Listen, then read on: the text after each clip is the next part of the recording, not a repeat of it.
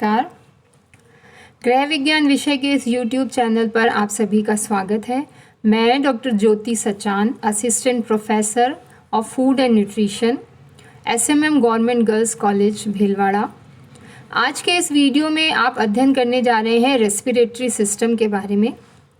यह जो respiratory system का टॉपिक है यह लाभदायक है उन स्टूडेंट्स के लिए जो ह्यूमन फिजियोलॉजी का पेपर पढ़ते हैं, मानव शरीर क्रिया विज्ञान, और साथ ही साथ होम साइंस के स्टूडेंट जो हेल्थ साइंस का भी पेपर पढ़ते हैं, उनके सिलेबस को ध्यान में रखते हुए यह वीडियो बनाया गया है।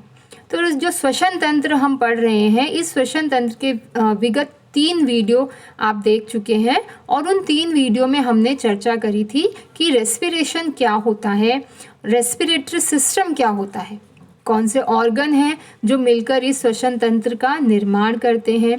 इसी के साथ हमने यह भी चर्चा की थी विगत वीडियो में कि मैकेनिज्म क्या होता है रेस्पिरेशन का, या श्वसन की क्रियाविधि क्या है, किस प्रकार से सांस जो है वायु नाक द्वारा प्रवेश करके होती हुई फेफड़ों में प्रवेश करती है और किस प्रकार फेफड़ों से जो वायु है उसे नाक द्वारा बाहर निकाल दिया जाता है। तो इस प्रोसेस पर हम विस्तार से चर्चा विगत वीडियो में कर चुके हैं।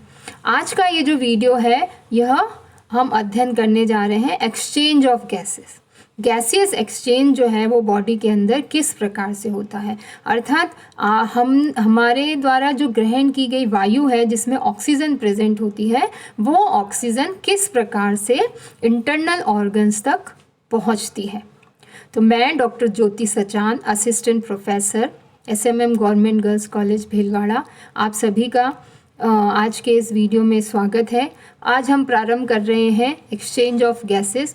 एक्सचेंज ऑफ गैसेस जो होता है ये इसमें भी मुख्य रूप से 2 प्रकार का होता है। एक तो होता है बाह्य श्वसन जिसको हम एक्सटर्नल रेस्पिरेशन कहते हैं, और दूसरा होता है इंटरनल रेस्पिरेशन या अंतः श्वसन की प्रक्रिया। ये जो मैकेनिज्म हमने पढ़ा था उससे अलग चीज़ है, डिफरेंट है। मैकेनिज्म में हमने पढ़ा था इंस्पिरेशन, अंतः श्वसन और उच्छ्वसन, जिसको हमने पढ़ा था बाह्य श्वसन। बट ये जो है यह एक्सटर्नल रेस्पिरेशन और इंटरनल रेस्पिरेशन के बारे में हम यहाँ पर पढ़ रहे हैं। तो सबसे पहले हम अध्ययन करने जा रहे हैं कि एक्सटर्नल रेस्पिरेशन क्या होता है। तो एक्सटर्नल रेस्पिरेशन बाह्य श्वसन, जैसा नाम से थोड़ा कन्फ्यूज़न क्रिएट हो सकता है। बाह्य श्वसन जो है इसका अर्थ होता है कि जब फेफड़ों के द्वारा वायु ग्रहण की जाती है और वायु में ऑक्सीजन और कार्बन डाइऑक्साइड प्रेजेंट होता है, तो फेफड़ों के द्वारा ग्रहण की गई जो ऑक्सीजन और जो कार्बन डाइऑक्साइड है वह जो वायु कोश हैं, कुपिकाएँ हैं, वहाँ तक लाई जाती है। तो फिर कुपिकाओं में और जो ब्लड सेल्स हैं वहाँ पर इसको पहुँचाया जाता है। तो यह जो एक्सचेंज का जो प्रोसेस है जिसमें ऑक्सीजन को लिया जा रहा है और कार्बन डाइऑक्साइड रिलीज़ की जा रही है, तो यह तो होता है बाह्य श्वसन जिसमें केवल नाक द्वारा ऑक्सीजन को ग्रहण किया गया है और फिर इस ऑक्सीजन को शरीर के अंदर सेल्स तक पहुंचाया जाता है। वह प्रक्रिया होती है अंतः श्वसन की। तो जो बाह्य श्वसन में जो एक्सटर्नल जो रेस्पिरेशन है इसमें हम अध्ययन करते हैं कि किस प्रकार वायु को ग्रहण किया गया, ऑक्सीजन ग्रहण की गई और जो कार्बन डाइऑक्साइड लाई गई थी ब्लड द्वारा कुपिकाओं में, उसको किस प्रकार शरीर से बाहर निकाला जाता है। तो यह तो होता है exchanges of gases in alveoli, या कुपिकाओं में जो गैसों का विनिमय होता है। अब जैसा कि आप डायग्राम में देख रहे हैं कि इसमें आपको एक वायु कोश दिखाया गया है जिसको एल्वियोलाई नाम दिया गया है ब्लू कलर का, और दूसरा ब्लड कैपिलरी दिखाई गई है। तो ब्लड कैपिलरी में जो आपको रेड कलर की RBCs दिखाई दे रही हैं, तो RBC के अंदर, जैसा कि हम पहले पढ़ चुके हैं कि RBC के अंदर हीमोग्लोबिन होता है।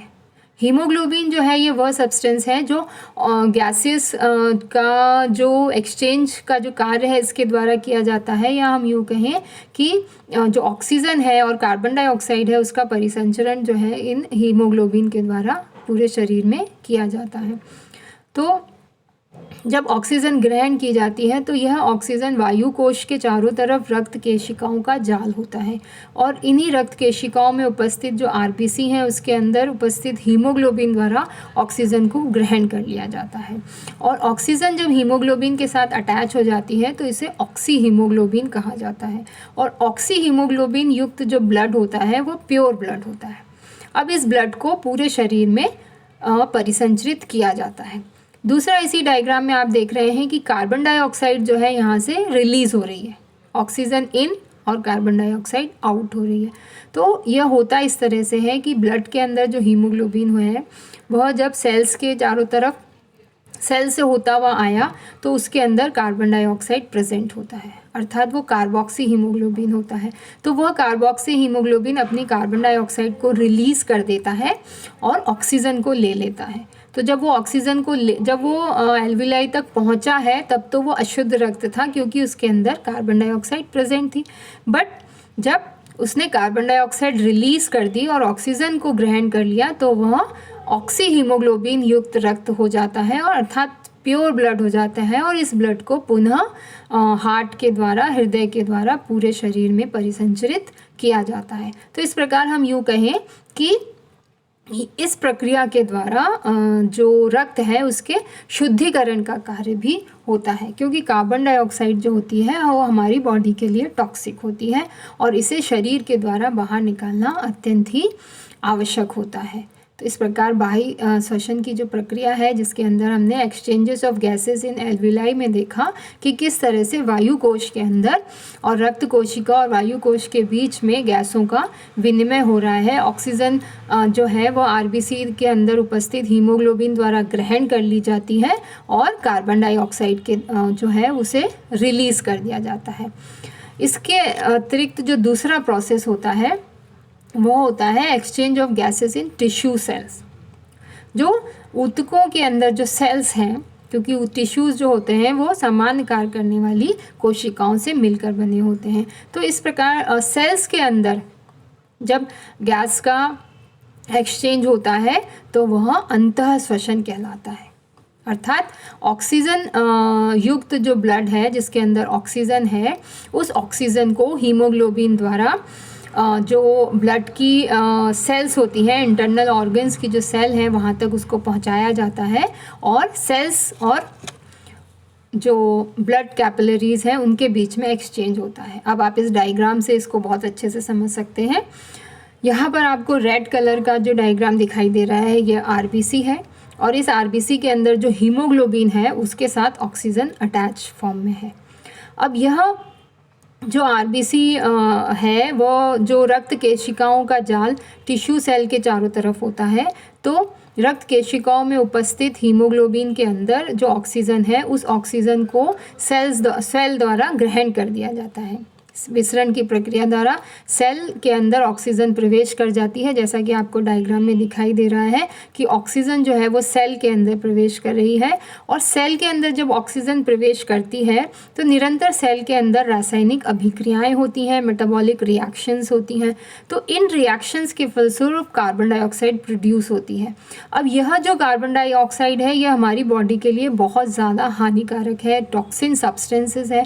तो इन टॉक्सिक सब्सटेंसेस को शरीर से बाहर निकालना भी अत्यंत आवश्यक होता है। तो यह जो कार्बन डाइऑक्साइड फॉर्म हुई है सेल्स के अंदर, इस कार्बन डाइऑक्साइड को पुनः आरबीसी में उपस्थित हीमोग्लोबिन द्वारा ग्रहण कर लिया जाता है। जैसा कि आप स्लाइड में देख रहे हैं कि कार्बन डाइऑक्साइड जो है वो हीमोग्लोबिन के साथ अटैच हो रही है और ऑक्सीजन जो हीमोग्लोबिन लेकर आया था वो उसने सेल को प्रोवाइड किया।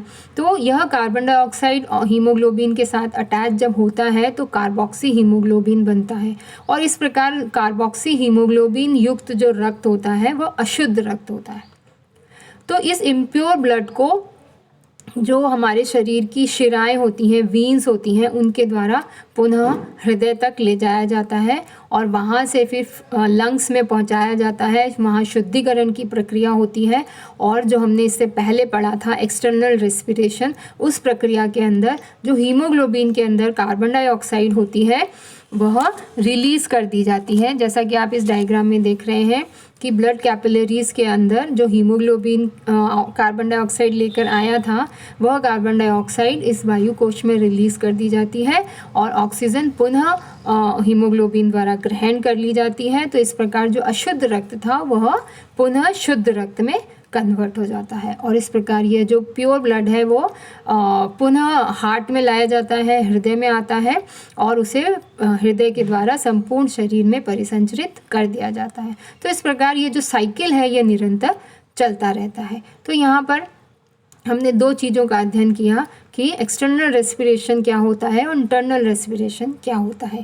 इंटरनल रेस्पिरेशन जो है वो रेस्पिरेशन है जिसमें रक्त वाहिनियों में और जो टिश्यू की जो सेल्स हैं वहाँ पर गैसियस एक्सचेंज हो रहा है। और एक्सटर्नल रेस्पिरेशन जो है ये वो है जिसमें एल्विलाई जो वायु कोश है वो और रक्त वाहिनियों के बीच में गैसियस एक्सचेंज होता है।